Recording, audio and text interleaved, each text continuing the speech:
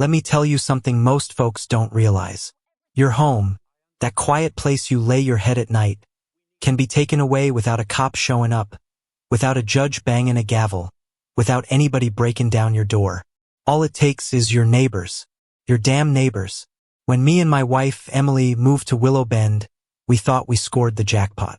Small town Texas, big open skies, kids riding bikes, old guys grilling on their front lawns yelling afternoon, neighbor like it was straight outta one of those home insurance commercials.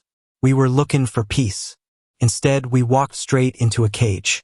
On our second damn day, there was a note taped to our front door, like someone snuck up just before dawn and pressed it flat real careful. Violation notice. Our window curtains weren't the approved color. Curtains. That was the start of a war. A war they thought they could win.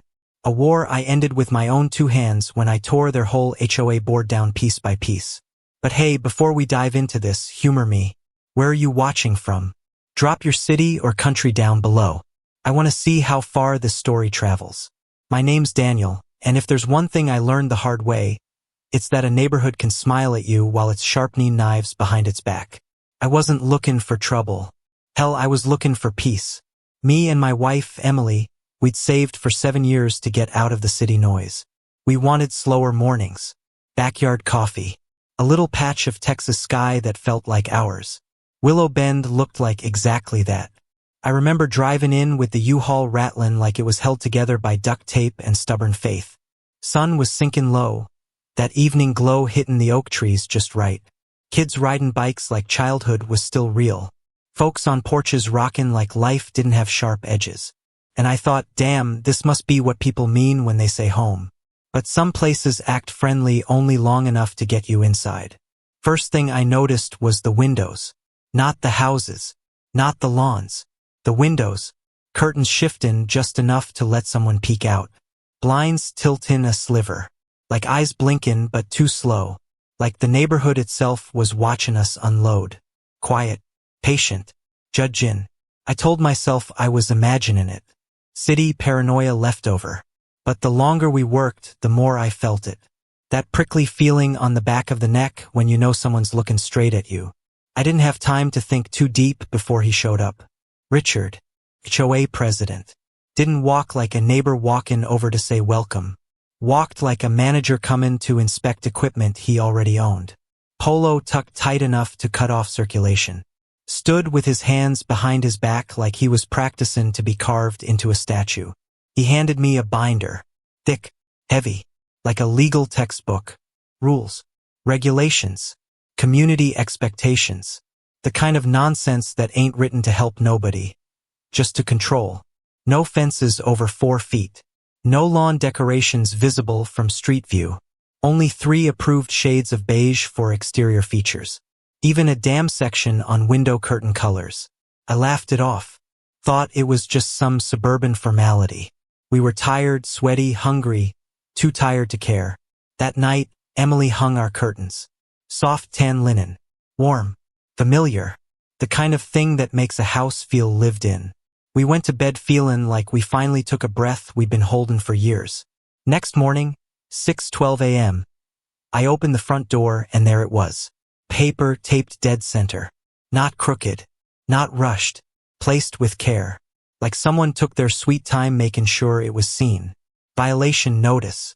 Curtains not in compliance with approved aesthetic. No knock. No welcome. No neighbor explaining. Just a quiet message delivered while we slept. And across the street, I saw that same blind tilt. Slow. Watching. Someone waiting to see our reaction. That's when it clicked. This wasn't a neighborhood. This was surveillance with grass. People here didn't talk. They monitored. They recorded. They reported. Emily looked at me that morning like maybe we misunderstood something. Maybe we could ask nicely. Maybe we could just comply. But something in me twisted. Not anger. Not yet. Just the first spark of suspicion. Someone was watching. Not just one person. The whole damn place. And they were just waiting for us to break the first rule. They didn't know it yet, but they picked the wrong couple to play games with. You ever feel eyes on you before you actually see anyone? Not the normal kind. Not like being in a grocery store line and someone glancing up. I mean the kind of stare that sticks to your skin. Like heat, like pressure. Willow Bend had that feeling baked into it. Day 2, I started realizing the spying wasn't accidental. It was organized, coordinated, practiced. Morning light was barely breaking when I stepped outside to grab coffee from the truck. Air was quiet but heavy, like the neighborhood was holding its breath. I'm standing there stretching my back and I notice movement. One window, then another, little shifts. Blinds opening just enough to peek. Curtains swaying like someone backed away real quick. I pretended I didn't notice because reacting would make me look rattled. And you never show fear to people who enjoy watching. I got to work on the front yard because we had boxes everywhere inside and I needed air. I pulled a rake out the truck bed when I heard it. A camera shutter sound. Soft. Quick. I froze. Not panicked. Just still. I scanning. And sure enough, 3 houses down, this retired-looking dude in cargo shorts and a tucked-in t-shirt was standing behind his fence slats with his phone angled dead at me. I raised my hand slow, not waving, acknowledging. He flinched like he wasn't expecting to get caught. Phone dropped out of sight. Curtain to his patio door slid shut a second later. No shame, no apology, just gone. That was the moment I stopped thinking the HOA was just strict. This was surveillance. Every step I took outside after that was met with movements behind glass. The kind of people who had nothing going on in their lives, so the HOA became their personality, their sport, their entertainment. A bunch of bored neighborhood guard dogs, barking from windows but too damn soft to speak face to face. Around noon, I heard the mailbox slam shut. Not mail delivery. Someone walking up and sliding something inside. When I opened it, I found a letter on formal letterhead. Willow Bend Homeowners Association. Sounded official like government. But it was just neighbors with too much idle time and inflated egos. The letter wasn't about the curtains. Not this time. This one said, Weekly Compliance Monitoring Schedule Initiated. I just stared at those words. Let them sink in. Weekly. Monitoring. Like we were wildlife being tagged. Like we were part of some habitat study. No explanation. No reasoning. Just a statement. Like it was standard practice. Emily came out beside me, arms folded tight against the breeze. She saw the paper. I didn't need to say a word. The look in her eyes said she felt it too now. That pressure. That presence. That sense of being watched even while standing in our own damn doorway. We tried to go about our day. Unpack boxes. Hang a few pictures. Make the place feel like ours. But the windows, the blinds, the quiet, it got louder. You know how silence can start ringing in your ears when it goes on too long? That's what it was. A ringing kind of quiet. The kind that tells you you've stepped someplace you shouldn't have. Even the breeze felt staged. Like the trees didn't want to rustle too loud. Later that evening I spotted Richard again. Not talking. Not walking up to us. Just watching from the sidewalk like he was inspecting something that already belonged to him. Notebook in hand. Writing. Slow. Calm. Like everything was going exactly how he wanted. That was when the shift happened inside me. Real slow. Real steady. A kind of quiet anger. The kind that doesn't shout. The kind that waits. Because I realized something important. They weren't just following rules. They were trying to train us. Break us in. Condition us to obey without question. But see, I don't break easy. And I sure as hell don't obey strangers who hide behind blinds. This was the start of a war. They just didn't know I was built for long fights. By the end of the first week, the spying wasn't just a feeling anymore. It was routine. Like clockwork. Every morning around 7, those blinds would shift open across the street. Same angle. Same timing. It was like they had shifts assigned. A neighborhood patrol made of retirees with too much time and too little purpose. I acted like I didn't see any of it. You don't win anything by reacting early. You let your opponent show the size of the game they think they're playing. Emily kept trying to keep things normal. She unpacked dishes, folded towels, lit one of those vanilla candles she always bought. She was trying to make it feel like home, but you can't make something home while someone else is trying to control every inch of it. The first real strike came on a Wednesday. I was taking the trash out. Nothing dramatic. Just a normal chore. Sun was still up. Nobody outside. Or so I thought.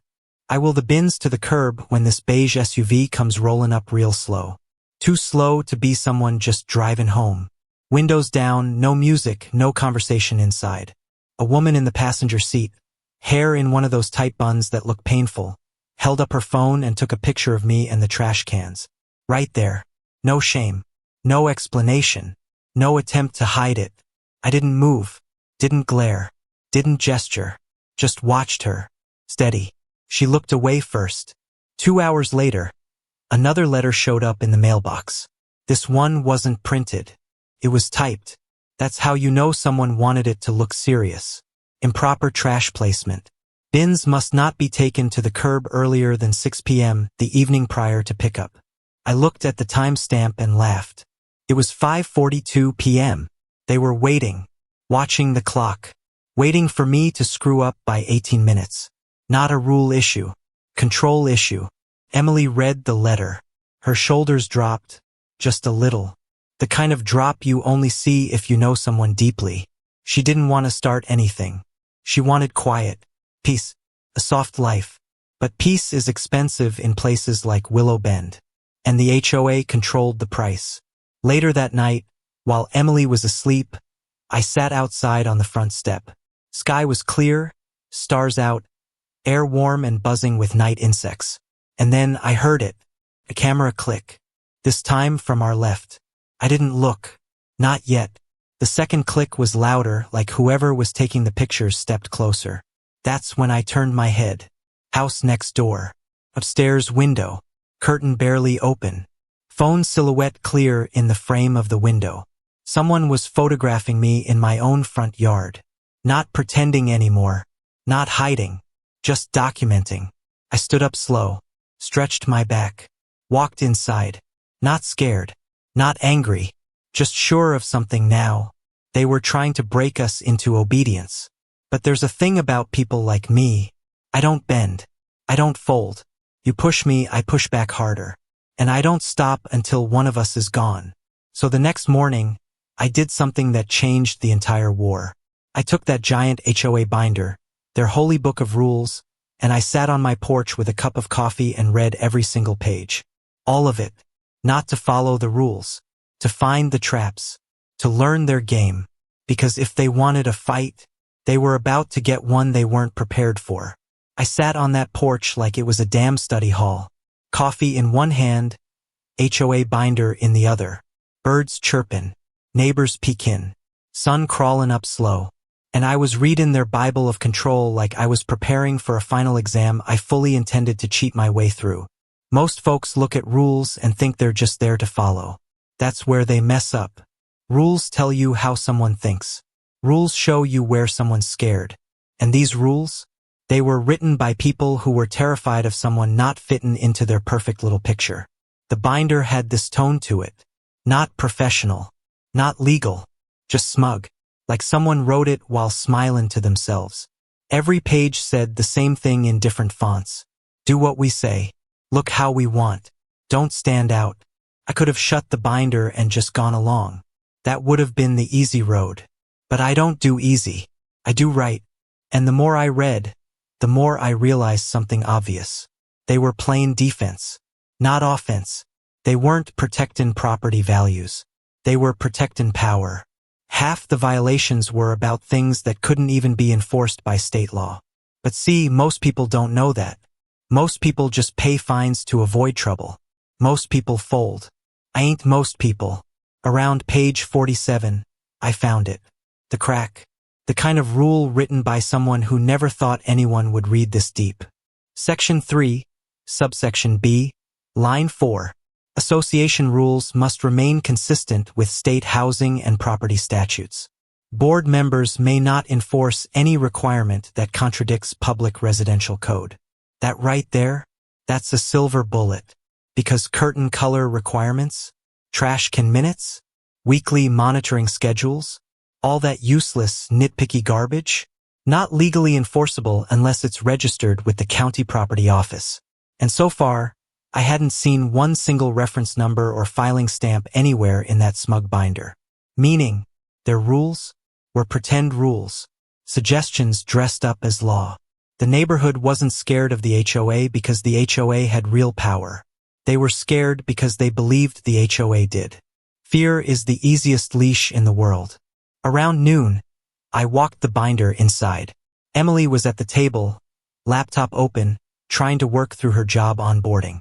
I could see the stress in how she pressed her fingers to her temples. This place was already wearing her down. I kissed her head, told her to take a break, and headed out back. I needed air to think.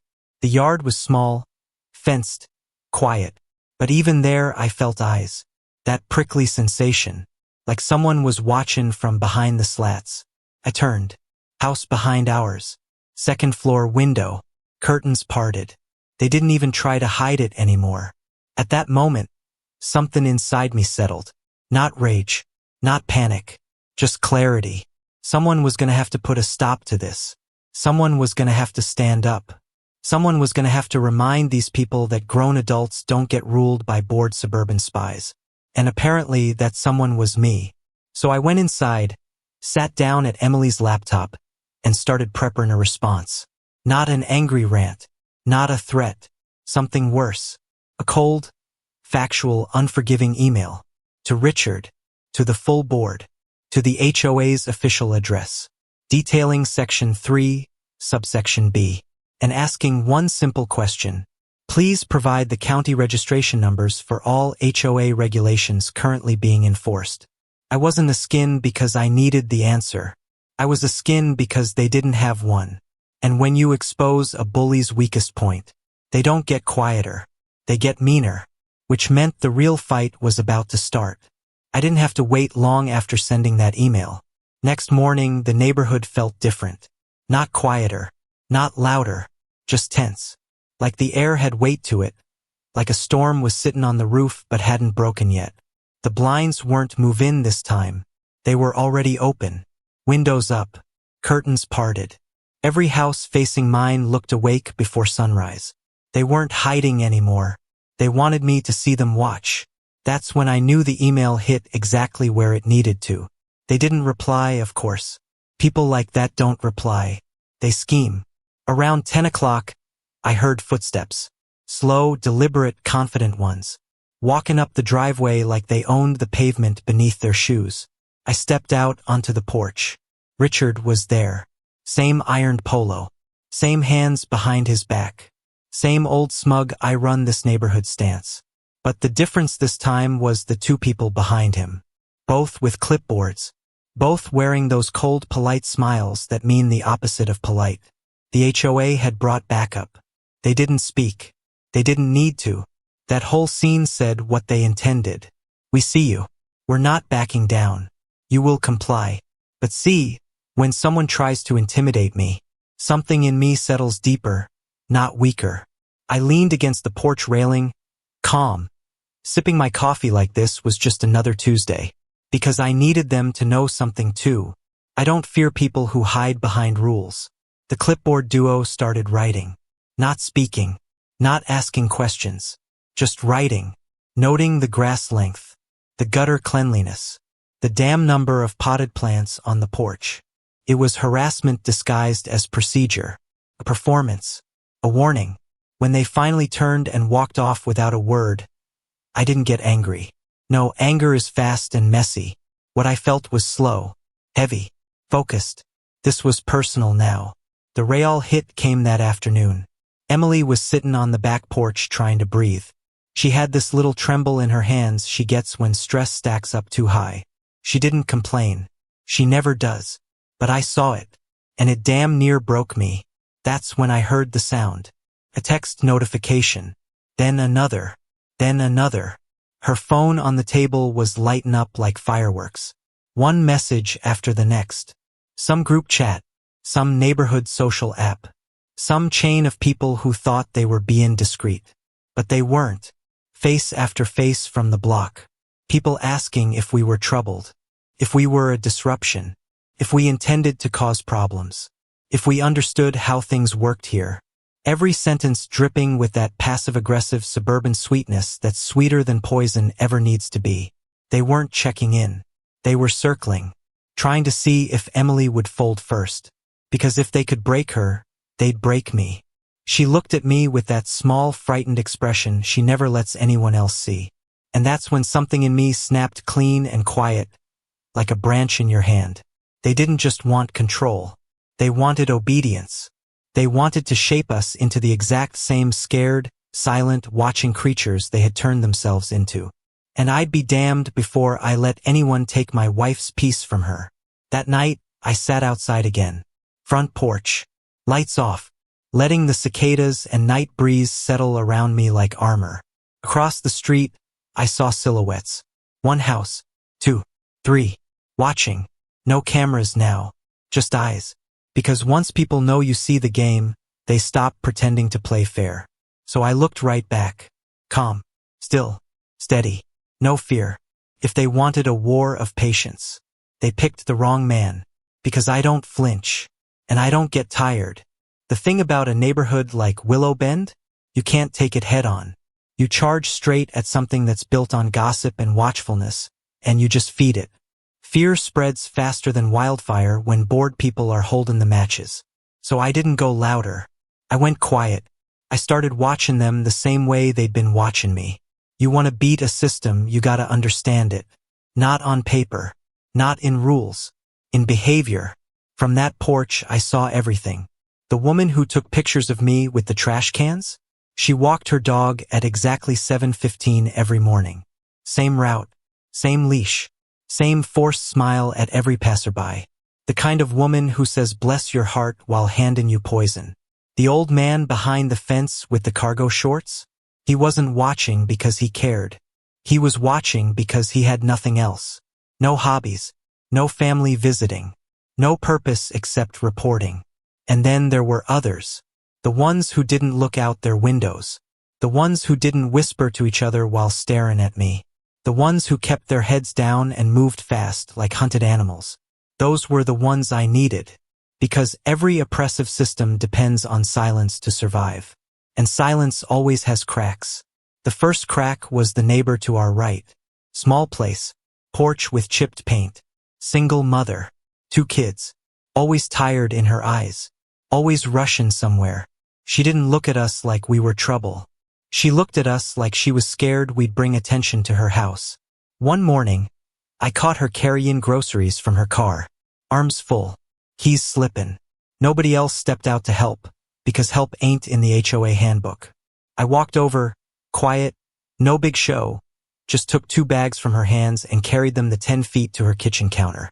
She let out this breath, long and shaky, like she hadn't been helped in months. She didn't ask questions. I didn't explain. Sometimes kindness don't need dialogue. But on the way out, she said something real soft, barely above a whisper. They're watching everyone. Be careful. She didn't say it like gossip. She said it like warning. And once someone warns you, they're no longer on the enemy side. Second crack came from 3 houses down. Retired guy. Ex-military type. You know the posture. Straight back. Eyes sharp. He saw me mowing the lawn one afternoon and stepped to the edge of his driveway. Didn't look friendly. Didn't look hostile. Just assessing.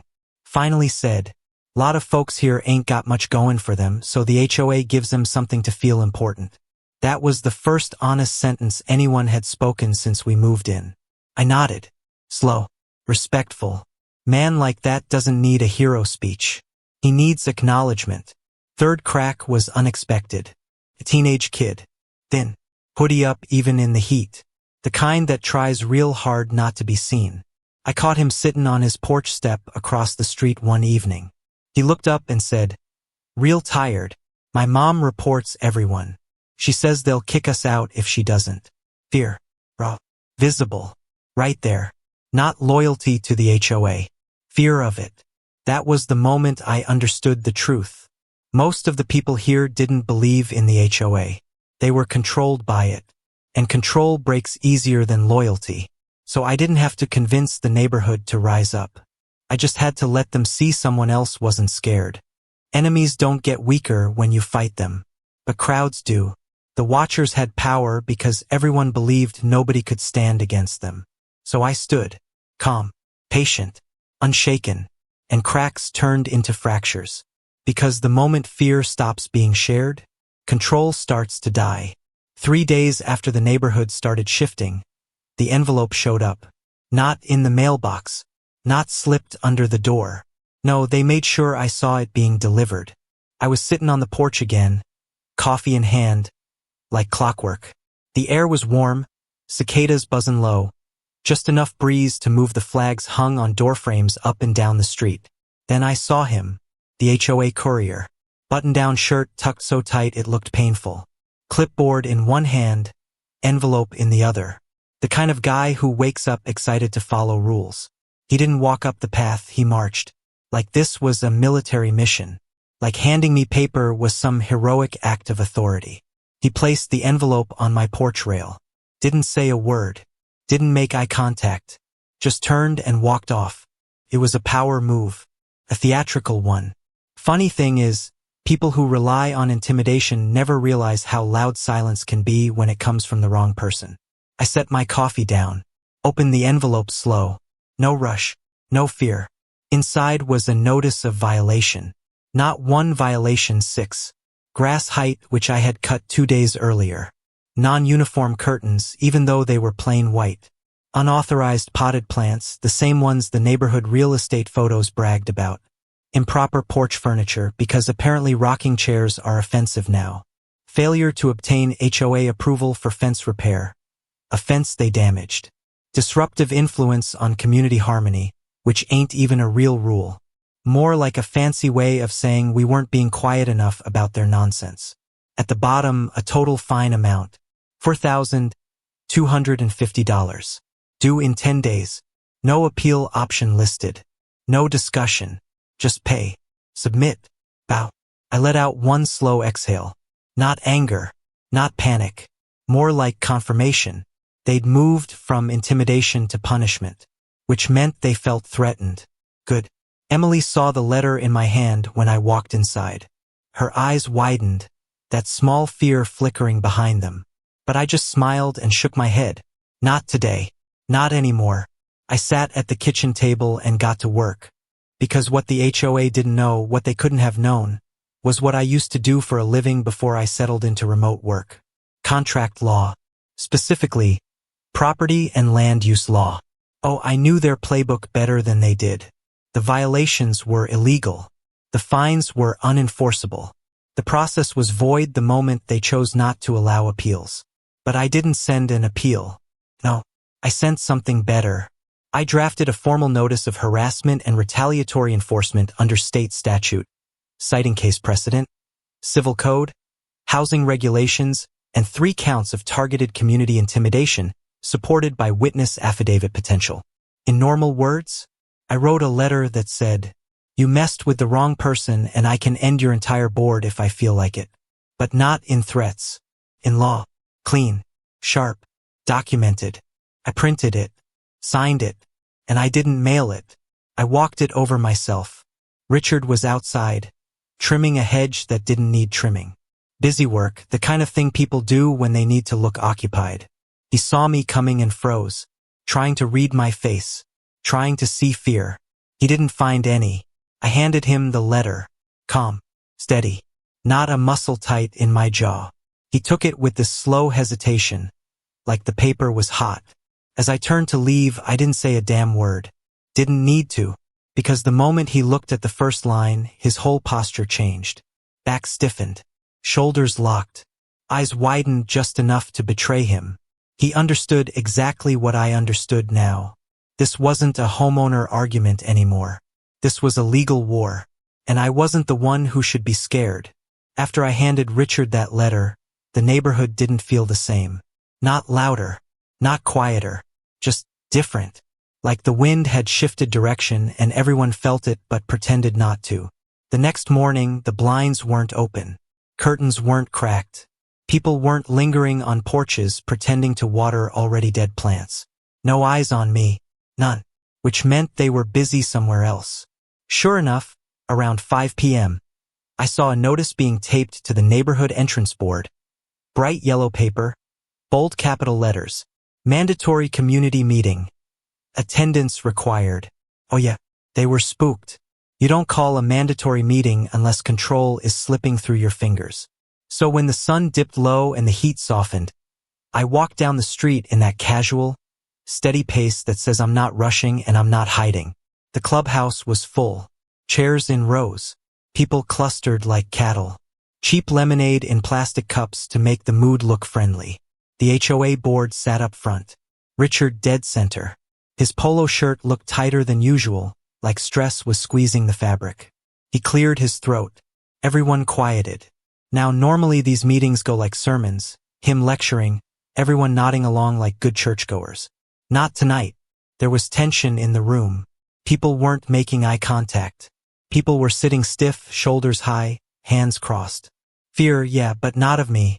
Fear of what comes next when control slips.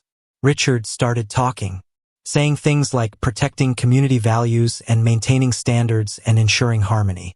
But his voice wasn't steady, because he knew, I knew, and half the room probably suspected, that none of this was about curtains or fences or grass height. This was about power, and losing it. Then he did the part one was waiting for. He brought up me. The man at 219 Birch Lane has recently taken actions that disrupt the cooperative spirit of this community. And the word recently hit like a slap, because he didn't dare say my name. Not because of respect, but because saying my name gave me presence, power, acknowledgement. He rambled. Something about conflict, something about unity. But the room wasn't with him. I wasn't the one watching. They were. Half of them looked annoyed. Not loyal. Not angry. Just tired. They didn't want drama. They just wanted peace. And the HOA? The HOA was the drama. That's when I stood. No speech. No raised voice. No theatrics. Just stood. And the entire room turned toward me like gravity shifted. I walked to the front slow, calm, steady. The same pace I had when I handed him the letter. I didn't look at Richard. I faced the room. Because they were the real battleground. I spoke plain. Simple. No legal terms. No threats. I told them, I moved here to live quiet. To drink coffee with my wife on a porch without being watched. To fix a fence without filing a request form. To plant flowers without a committee vote. To be a neighbor, not a suspect. And I paused. Not for effect. Just to breathe. And in that breath I saw eyes soften. People shifting. People exhaling. Because they wanted the same thing. I finished with one sentence. They don't protect this community. They control it. And you know it. Silence. Big, heavy silence. Not uncomfortable. Real. Then it happened. The mother from next door, the tired one, stood up. She didn't look at me. She didn't look at Richard. She just said, I'm tired of being scared all the time. And that was the crack becoming a break. Then the ex-military guy nodded once, firm, deliberate, like a silent vote. And the teenage kid, hoodie up, spoke from the back. They threatened my mom with fines we can't afford. The room shifted. The board saw it. And Richard, his face drained of color. Because he realized something the second I had realized it. Fear only works as long as people think they're alone. And now, they weren't. After that meeting, the neighborhood felt like it was breathing for the first time. Not openly, not loudly, but breathing. Like someone finally cracked a window in a room that had been sealed too long. People weren't suddenly friendly. They weren't waving or inviting me over for dinner. But they weren't watching anymore. And that mattered more than anything. However, the HOA? They were cornered. Cornered animals don't back down. They lunge. 2 days later, I got the letter. This time, it wasn't delivered by some clipboard soldier. It was certified mail. Signed delivery. Official letterhead. The board was moving to place a lien on my house. Meaning, pay their fines or they'd claim partial ownership. Take my home. Kick us out. This was their last card. Their nuclear option. The kind of move you only pull when you know you're losing and you'd rather burn the house down than step away from the throne. I sat at the kitchen table, letter flat in front of me. Emily was cutting vegetables for dinner. Quiet, but I could feel her looking at me, waiting to see if this was the moment where everything cracked. It wasn't. If anything, I felt calmer than I had since we moved in. Because liens are legal territory. And once you go legal, you step into my world. They wanted to play paperwork games with a man who used to write them for a living. I smiled. Not cold. Not vengeful. Just settled. Because when someone declares war in writing, they also declare jurisdiction. This wasn't about fences or lawns anymore. This was about abuse of authority, malicious governance, procedural fraud. And I knew exactly what that meant. I opened my laptop, not to write anything new, but to pull something I already had. My HOA's full charter, bylaws, enforcement procedures, voting rules, term length, removal clauses. I had downloaded them the second day I moved in. Not because I expected a fight, but because preparation is cheaper than panic. There it was, buried pages deep. In the bylaws nobody bothers to read. Section 4.2 Recall of Board Members. If a majority of homeowners request a vote for removal, the entire board must face a recall election within 30 days. Not one member, all of them, and they don't get to oversee their own recall, which meant if I got signatures, their power vanished overnight. No fines, no violations, no authority, no control, just neighbors again. I leaned back in my chair and exhaled. The HOA didn't know this was coming. They thought I'd either pay or panic. They didn't expect me to go for the keystone, the one point holding the whole damn structure upright. I didn't start with door knocking. That's confrontational. I started with the people who had already cracked. The tired mother, the ex-military neighbor, the teenager's home. I didn't ask for loyalty. I didn't ask for support. I asked one question. Do you want them gone? And the answers came fast. Yes, yes, God, yes. By the end of the day, I had 13 signatures. By the end of the week, I had 32. 51 was the magic number. Majority. And I wasn't worried. Because half these houses had been fined, bullied, humiliated. They didn't need convincing. They needed permission to stop being scared. And I was giving it to them. On the 7th day, I walked to the community mailbox center, held the clipboard, let the evening breeze move slow across the street, and watched as neighbor after neighbor signed. Quiet, steady, determined. No speeches, no yelling, no anger, just signatures. By sunset, I had 61. I didn't celebrate. I didn't smile wide. I didn't taunt. I just walked the clipboard home like it was nothing more than groceries. Because I knew something the HOA didn't. Revolutions don't start loud. They start with silence breaking. And tomorrow I was going to file the recall petition. And when I did, their entire board would collapse. Not in flames, not in chaos, but in order, the way cowards fear most. The next morning, I walked into the HOA office like I owned the place. No hesitation, no looking around, no fear. The board was inside, all of them already waiting. They knew something was coming. They just didn't know how bad it was going to be. Richard stood up when I walked in. He looked tired now, edges cracked, confidence leaking through the seams. I didn't sit. I didn't greet. I didn't play polite. I placed the recall petition on the table. 61 signatures. More than enough to legally dissolve the entire board. Every signature was a quiet rebellion. Every one of them a person who stopped being scared. Richard flipped through the pages like he was hoping the names would disappear while he blinked. The room went dead still. He finally looked up at me. No arrogance this time, just panic. That's when I spoke, slow and controlled. Your power is gone. You don't have a board anymore. You don't have authority. You don't get to hide behind the rules you twisted. His jaw clenched, because he knew it was over. The HOA wasn't collapsing tomorrow. Collapsed right there on that desk. No shouting. No drama. Just quiet, absolute loss. I walked out without another word. And as I stepped outside, I saw neighbors standing on porches. Watching. Waiting. Not scared. Not hiding. Just finally breathing easy. Because the monster had been seen, named, and dethroned. And they all knew who did it. The recall petition hit the neighborhood like a shockwave. The board tried everything to stop the fallout. Emails, flyers, door-to-door damage control. They blamed me. They blamed the neighbors. They blamed each other. And that's when the cracks turned into breaks. Because power doesn't just disappear quietly.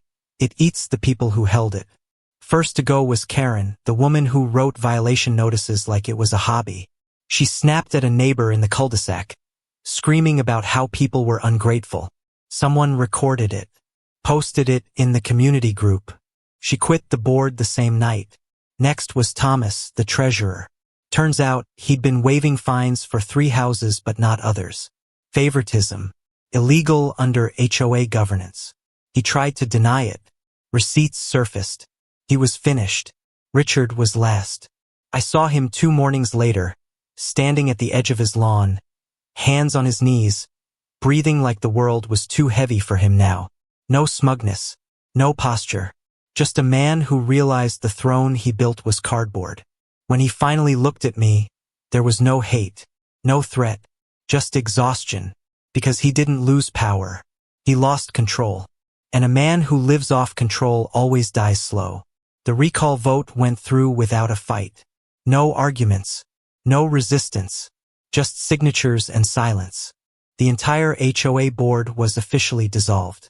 And for the first time since we moved in, the neighborhood felt normal. No watchers. No cameras. No whispered reports. Just houses. People. Life. But I didn't feel victory. Not yet. Because control that deep doesn't just vanish. The fear they built was still in the walls. Still in the sidewalks. Still in the way neighbors hesitated before speaking freely. Breaking a system is easy. Breaking the mindset it leaves behind, that's where the real work begins. And I wasn't done. Not yet. See, everyone thought I stood up to the HOA because they pushed me too far. Because of the cameras. Because of the fines. Because of the way they tried to break my wife. And yeah, that was part of it. But that wasn't the beginning. The truth is, I had been watching them long before they ever noticed me. The day we first moved in, before the boxes were even unpacked, I sat on the front steps and just looked. The perfect lawns.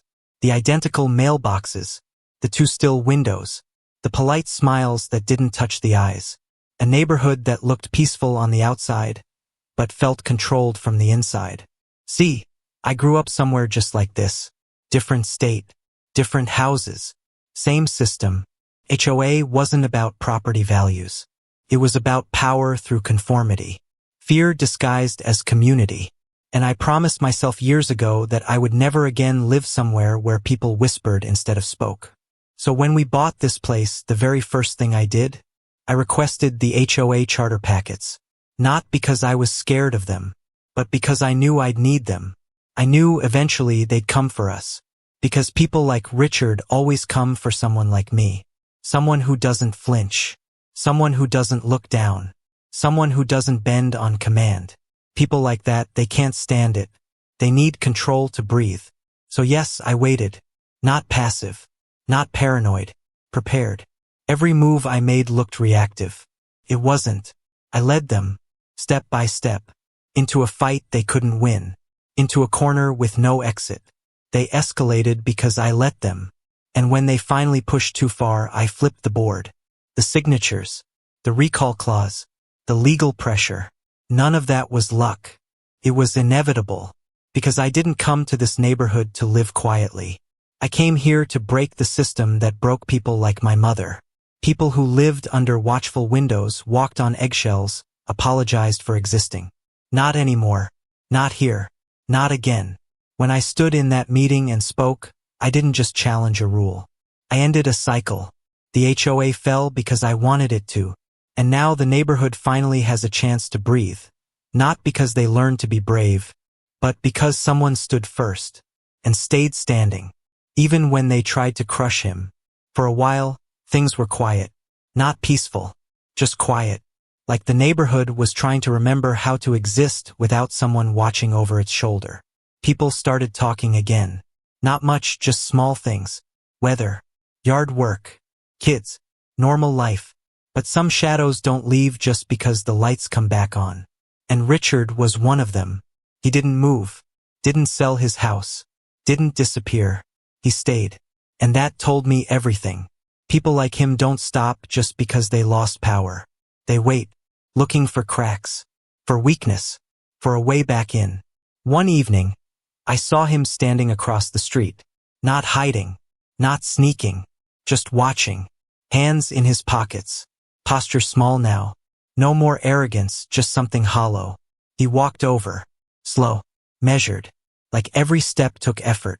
He stopped a few feet away, didn't look angry, didn't look broken, just tired. Finally, he spoke, voice low, like gravel dragged across the ground. I did what I had to. You don't know what happens when you're not in control. And that was the moment I understood him. Not forgave, just understood. He wasn't drunk on power. He was terrified of losing it. He needed rules and structure because without it, his life didn't make sense. He needed control because chaos scared him more than cruelty ever did. People like him don't become tyrants out of strength. They become tyrants out of fear. But fear doesn't excuse damage. So I just stood there. Let him speak. Let him show me the final piece of who he really was. A man who built a fortress because he didn't know how to be a person out in the open. When he finished, he waited, like he expected a speech, or pity, or some kind of understanding. But I didn't give him any of that. I just said, you were never protecting this neighborhood. You were protecting yourself. And you hurt a lot of people doing it. His eyes flickered, small but unmistakable. That was the strike. Not loud, not cruel, just true. He nodded once. A slow, defeated acknowledgement. Then he turned around and walked back to his house. No yelling, no threats, no final speech. Just footsteps fading down the sidewalk. That was the real end of the HOA. Not the vote. Not the signatures. Not the collapse of the board. It ended when Richard finally realized that power was the only thing he ever had. And now he had nothing. And the neighborhood kept breathing. Not perfect. Not healed overnight. But breathing. Living. Becoming something real again. And for the first time since moving in, I didn't feel watched. I just felt home. The neighborhood changed slowly. Not with banners. Not with speeches. Not with celebrations. But with small things. A kid's bike left in the yard without fear of a violation. A neighbor planting flowers in mismatched pots just because they liked them. Curtains in whatever damn color people wanted. Laughter started returning. Not loud.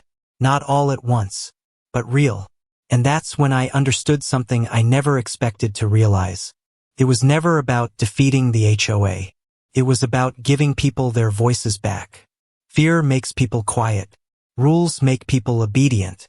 Control makes people forget they ever had a choice. But freedom? Freedom isn't loud. Freedom is normal. The ability to just live. Me and Emily drink our coffee on the porch now. Nobody watches. Nobody reports. Nobody measures our lives. It's just us and a quiet street in the morning light. And sometimes that tired mother walks by and waves. Sometimes the ex-military man nods his chin. Just once, with that silent respect that says we fought the same battle. Sometimes the kid across the street rides his bike without looking over his shoulder. And every time I see those moments, I know we didn't just win. We restored something. Something simple.